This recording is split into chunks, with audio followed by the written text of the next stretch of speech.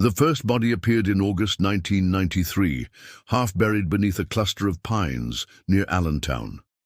Jane Doe, 39, later identified as Clara Voss, a 24-year-old bookstore clerk, bore no visible trauma except a jagged, crescent-shaped incision below her left ear. The lack of defensive wounds or sexual assault baffled investigators. By 1995, 3 more victims were found within a 20-mile radius, all women aged 19 to 34, each with the same symbol etched post-mortem. The press labeled it a cult ritual. Law enforcement privately feared a serial killer refining his craft. What bound the victims together was not their backgrounds, a mix of students, professionals, and a single mother, but the locations.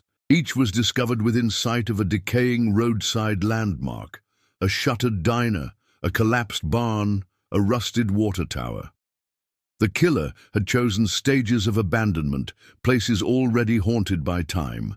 Early investigations fixated on geographic profiling, but the sparse population and crumbling infrastructure yielded no witnesses. Evidence was minimal: synthetic fibers, boot prints inconsistent across scenes, and the recurring symbol, which forensic artists likened to a fractured moon. The 5th victim, Rosalind Carter, broke the pattern. A 42-year-old tax attorney found in 1997, she was the first killed indoors, her body dumped in a vacant motel room. The symbol, however, remained. This deviation split the task force. Had the killer escalated, made a mistake? Or was Rosalind an outlier, a message? By then the case had grown cold, files boxed and shelved as resources shifted to newer horrors. In 2001, FBI profiler Dr. Elena Marquez reopened the case, arguing the symbol was a signature, not a ritual. Her analysis revealed a killer obsessed with control, not chaos.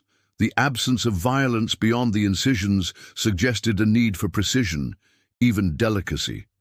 The victim's positioning, faces tilted upward, hands clasped, hinted at reverence, a perverse homage. Marquez theorized the killer saw himself as a curator, preserving moments of beauty amid decay. Serial killers often fall into categories: disorganized, organized, mixed. This one defied convention. The lack of forensic traces pointed to meticulous planning, yet the dump sites were public, even reckless. Marquez proposed a dual identity: a man capable of compartmentalizing, perhaps holding a stable job requiring attention to detail, a mechanic, printer, or mortician. The symbol, later linked to obscure 19th-century railroad markings, suggested nostalgia for a bygone era. Critically, the killer's choice of victims revealed a pattern of proximity, not preference.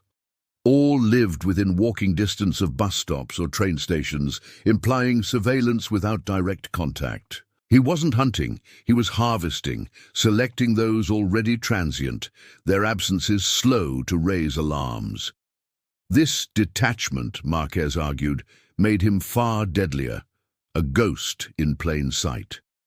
The breakthrough came in 2015, when a cold case review flagged a 1988 misdemeanor arrest. A man named Walter Greer, then 22, had been cited for trespassing at an abandoned railroad depot.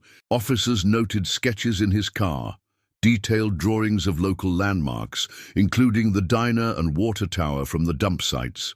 Greer, now a middle-aged HVAC technician, had no criminal record beyond that incident. Surveillance revealed Greer frequented flea markets, collecting antique railroad memorabilia. A search warrant uncovered a trove: maps annotated with dates corresponding to the murders, rolls of synthetic twine matching fiber evidence, and a journal filled with entries about cleansing rot. Most damning was a photograph of Rosalind Carter's motel, taken weeks before her death. Greer had scouted it during a repair job. His arrest was anticlimactic. Greer offered no resistance, calmly stating, "I wondered when you'd come." In his garage, investigators found a makeshift studio, walls papered with victims' photos, a shelf of knives, and a stencil of the crescent symbol. He'd kept no trophies, only meticulous records of their final moments. Greer's trial lasted 3 weeks. Prosecutors framed him as a narcissist obsessed with preserving purity, using the symbol to mark his art. Defense attorneys argued insanity, citing a childhood trauma involving his mother's death in a train derailment. The jury deliberated for 6 hours, guilty on all counts. The case reshaped rural law enforcement. Departments adopted Marquez's profiling protocols, prioritizing geographic and historical context in unsolved murders. Route 22's landmarks, once symbols of decay, became memorials. Families of the victims pushed for legislation mandating quicker DNA analysis in cold cases. Yet the question lingered, why did Greer stop after Rosalind? In a 2018 prison interview, he smirked. "I didn't. You just stopped looking." 3 additional disappearances along Route 22 from 1999 to 2004 remain under review. As the detective who spent 22 years on this case, I've learned evil thrives in the gaps, the spaces between attention and neglect.